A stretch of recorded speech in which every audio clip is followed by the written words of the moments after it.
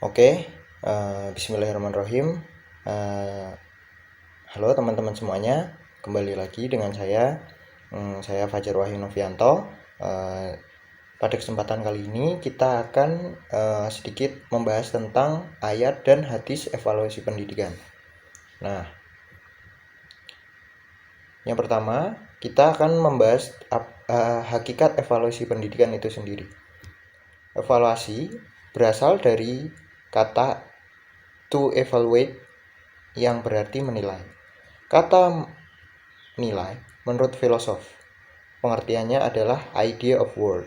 Selanjutnya, kata nilai menjadi populer apalagi menjadi arti yang ditemukan di dalam dunia ekonomi. Kata nilai bisa dipautkan bersama dengan harga. Nilai berarti power in exchange, sedangkan menurut pengertian arti evaluasi merupakan kegiatan yang terencana untuk paham situasi sesuatu objek bersama dengan menggunakan instrumen dan hasilnya dibandingkan bersama dengan tolak ukur kemampuan. Nah, selanjutnya ini ada beberapa pendapat lain tentang definisi mengenai evaluasi. Yang pertama, Bloom.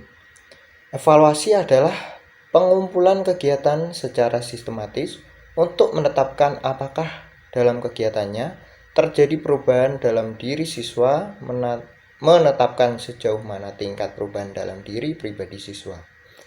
Yang selanjutnya ada Staffel Beam, atau evaluasi adalah proses menggambarkan, memperoleh dan menyajikan informasi yang berguna untuk menilai alternatif keputusan. Beberapa term tersebut boleh menjadi atau membuktikan arti evaluasi secara langsung, atau hanya alat atau sistem di dalam evaluasi. Hal ini didasarkan anggapan bahwa Al-Quran dan Sunnah merupakan asas-asas atau prinsip-prinsip lazim pendidikan, serta tengah operasionalisnya diserahkan penuh kepada ijtihad umatnya. Selanjutnya, kita akan membahas tentang komitmen basic evaluasi pendidikan. Nah, seorang evaluator di dalam melakukan evaluasi pendidikan hendaknya memperhatikan beraneka ragam komitmen basic evaluasi pendidikan. Nah, yang pertama ada prinsip keseluruhan atau al-kamal. Prinsip total atau komitmen menyeluruh terhitung dikenal bersama istilah komitmen komprehensif. Dengan komitmen komprehensif ditujukan di sini bahwa evaluasi berikut dilaksanakan secara bulat dan utuh. Dengan kata lain, evaluasi hasil studi harus bisa mencakup beragam segi yang bisa melukiskan pertumbuhan atau perubahan tingkah laku yang berlangsung pada peserta didik. Selanjutnya ada prinsip kesinambungan. Untuk meningkatkan mutu dalam proses pembelajaran, seorang evaluator wajib melakukan prinsip kesinambungan, termasuk dikenal bersama dengan arti prinsip kontinuitas. Dengan prinsip kesinambungan di sini, bahwa evaluasi hasil belajar yang baik adalah evaluasi hasil belajar yang ditunaikan secara tertata dan sambung menyambung berasal dari kala ke waktu. Dengan demikian, pelaksanaan evaluasi hasil belajar yang sudah ditunaikan secara teratur, terencana, dan terjadwal. Selanjutnya ada prinsip objektivitas. Dalam pengertian sehari-hari, komitmen objektivitas sudah bisa didengar. Cepat diketahui bahwa bersikap objektif berarti tidak adanya unsur spesial berbentuk subjektif yang merubah di dalam kesibukan evaluasi pendidikan. Sehubungan dengan itu, di dalam pelaksanaan evaluasi hasil belajar, seorang evaluator perlu tetap berpikir dan bertindak wajar menurut realitas yang ada, tidak dicampuri oleh kepentingan yang berbentuk subjektif yang mampu menodai di dalam kesibukan evaluasi pendidikan. Selanjutnya ini ada ayat-ayat tentang evaluasi pendidikan. Yang pertama, ada surat Al-Ankabut ayat 2 dan 3. Nah, di sini menurut penafsiran ayat, evaluasi itu wajib dilakukan bersama dengan mengingat akan sifat-sifat manusia itu sendiri, yaitu manusia adalah makhluk yang lemah, makhluk yang suka membantah, makhluk yang ingkar kepada Allah, mudah lupa dan banyak salah, namun tetap mempunyai batas untuk sadar kembali. Tetapi, di segi lain, manusia terhitung merupakan makhluk yang paling baik dan termulia, yang dipercaya Allah untuk mengemban amanat yang istimewa, yang diangkat sebagai khalifah di muka bumi, dan yang sudah diserai Allah apa yang ada di langit dan di bumi.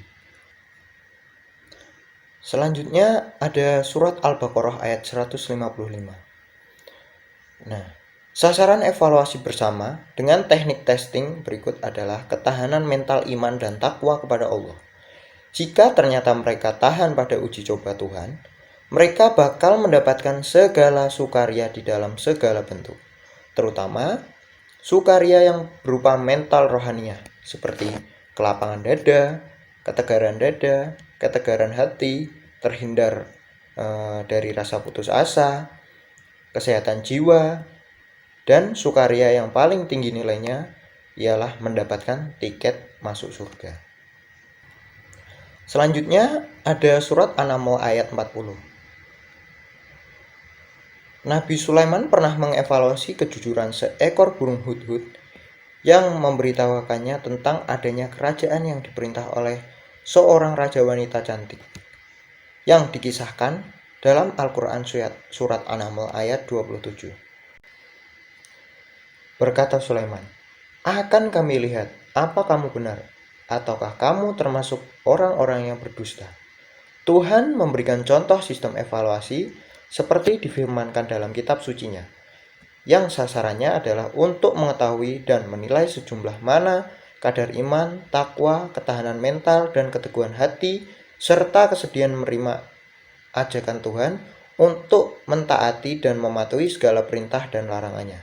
Kemudian setelah dinilai, maka Tuhan menetapkan kriteria-kriteria derajat kemuliaan hambanya. Bagi yang derajat di sisinya, Dia akan memberikan hadiah atau pahala sesuai kehendaknya yang berpuncak pada pahala tertinggi, yaitu surga. Dan yang derajat rendah, karena ingkar terhadap ajakannya, maka Dia akan memberikan balasan siksa, dan siksa tertinggi adalah neraka. Selanjutnya, hadis tentang evaluasi pendidikan. Ada hadis yang menggambarkan tentang evaluasi pendidikan. Dari Abu Hurairah radhiyallahu an, beliau berkata, Rasulullah bersabda, "Sesungguhnya Allah tidak memandang dan menilai dari tubuh dan gambarmu, akan tetapi Allah memandang dan menilai diri, hati dan amalanmu." Nah, selanjutnya ada beberapa hal yang menjadi ciri khas dari evaluasi. 1. Sebagai kegiatan yang sistematis, pelaksanaan evaluasi haruslah dilakukan secara berkesinambungan. Selanjutnya, dalam pelaksanaan evaluasi, dibutuhkan data dan informasi yang akurat untuk menunjang keputusan yang akan diambil. Yang terakhir, kegiatan evaluasi dalam pendidikan tidak pernah terlepas dari tujuan-tujuan pembelajaran yang telah ditetapkan sebelumnya. Baik, jadi untuk hal yang terakhir yaitu kesimpulan. Evaluasi dalam pembelajaran pendidikan yang dimaksudkan adalah ingin mengetahui, memahami, dan menggunakan hasil kegiatan belajar siswa dalam mencapai tujuan yang telah ditetapkan. Evaluasi merupakan penilaian dari sebuah aktivitas termasuk pendidikan. Evaluasi dapat dilakukan ketika aktivitas itu berproses dan aktivitas itu berakhir. Dengan adanya evaluasi atau penilaian, semua kegiatan termasuk kegiatan pendidikan akan terkontrol, terukur, dan teramati. Dan ketika sudah diketahui hasil, maka kegiatan akan ditingkatkan, kekurangan akan diperbaiki dan ditambah, dan disempurnakan untuk kegiatan selanjutnya.